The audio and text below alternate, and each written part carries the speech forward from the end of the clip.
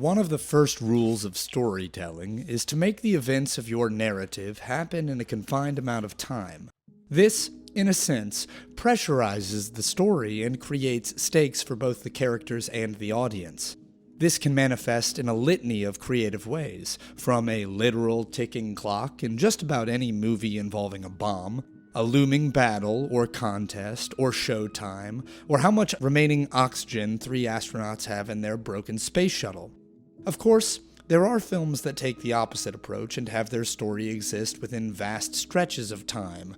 These films, such as There Will Be Blood, The Shawshank Redemption, Forrest Gump, Boyhood, and most biopics, tend to focus more on character and mood, using years, decades, or in rare occasions, eras, as space for meditation, and are not as concerned with pressure and tension like you find in films with shorter timelines.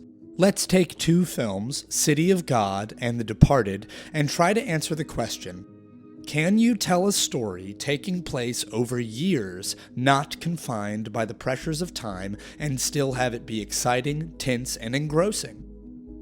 City of God charts the progression of crime in a suburb of Rio de Janeiro from the 1960s to the 1970s. The handheld camera techniques and use of grainy 16mm film create a documentary-style immersion that lends itself to jumping through time in the story. We transition through decades in the same way a film would cut from an interior to an exterior. This low-angle match cut of Lil Zay aging as he fires his revolver keeps us frightened of this character, informing us that besides his age, he is still an impulsive and resentful child who has filled his life reveling in violence. 10 or so years of character development in under 5 seconds. This is cleverly juxtaposed with swaths of time being shown in fast montages accompanied by narration, as if we are summarizing whole chapters in the story of the city, so it should come as no surprise that City of God is based on a novel of the same name. The ensemble characters, each a reflection of the city itself, are subtly fleshed out in these montages and made as active in the story as our protagonists, and sometimes burst into the front of the story, fully developed, like in the case of Knockout Ned. But it is not time to tell his story yet. The Departed is a story of lies and deceit. We have characters on all sides pretending to be things they are not. Cops pretending to be crooks. Crooks pretending to be cops. No one can trust anyone. These themes seep into the designing principle behind the film. Scenes are choppy and short, with jagged cuts, with undeterminable time jumps we as an audience have to parse out ourselves, with only very occasional mentions of the passing time. The film spends the first 5 minutes covering maybe a few months of Sullivan's early life, and then suddenly... Look familiar? Costigan is imprisoned for, quote, long enough for no one to suspect that he is a cop, but it is shown in only about 20 seconds of screen time. Conversely, the film spends several minutes on a botched microchip transaction which only takes maybe an hour or so of time in the world of the film. Near the end, Costigan is asked by Sullivan, "Now, how long were you undercover?" And he responds, Long time. Long fucking time. We trust it, even though we don't really know how long it's been. The film is cut and paced to deceive and betray us constantly, to make us feel as stressed and on edge as the characters in the story. The cuts are jagged, music will blast in and suddenly cut out, leaving silence only to come back in. Scorsese does not want us to feel at ease, making the viewing experience a visceral one that only the best of the best films are able to achieve.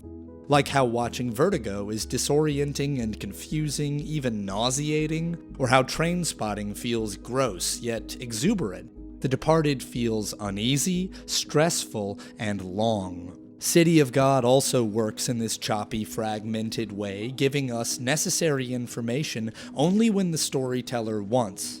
Similar to oral storytelling, it is able to gloss over things or forget, to come back to them later, or to go on tangents, giving the film a more casual feel, reminiscent of how we recall our own stories and memories. In little bits covering vistas of time and intense moments of highs and lows which seem out of time completely. This also gives the movie a cyclical feel which is in the very DNA of the film itself. focusing on the circular nature of crime and revenge, and the simultaneous progression and decline of a city itself.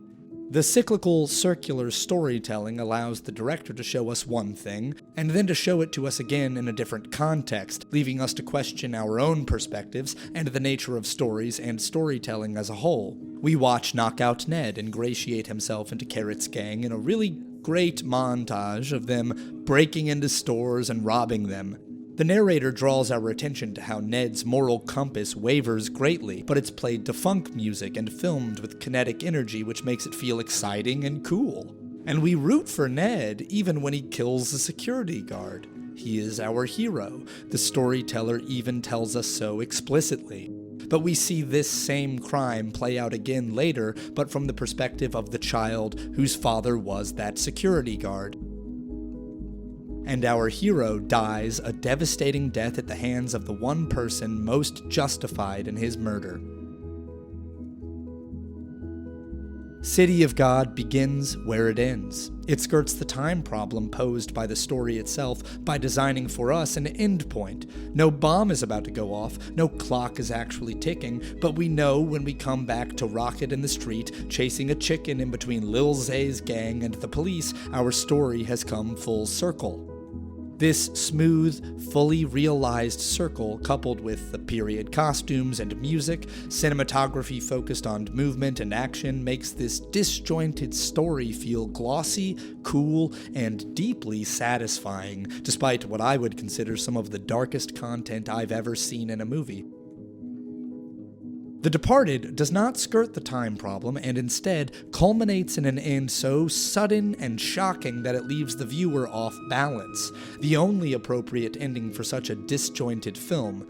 It maintains a pressurized story over long expanses of time by continually increasing the possibility that our two main characters will get caught in their lies, and making it so that the actions of one immediately impact the safety of the other. Though time is subverted in both these films, they are ultimately still defined by it. And no matter how much time they are given, the characters within are left fighting for every single second. Thank you so much for watching Raised on Film. Do you know any other intense films that take place over long expanses of time? If so, share them in the comments below. And if you like what we do, subscribe, like, share with your friends, tell them. Word of mouth is always good. And stay tuned. We've got more coming.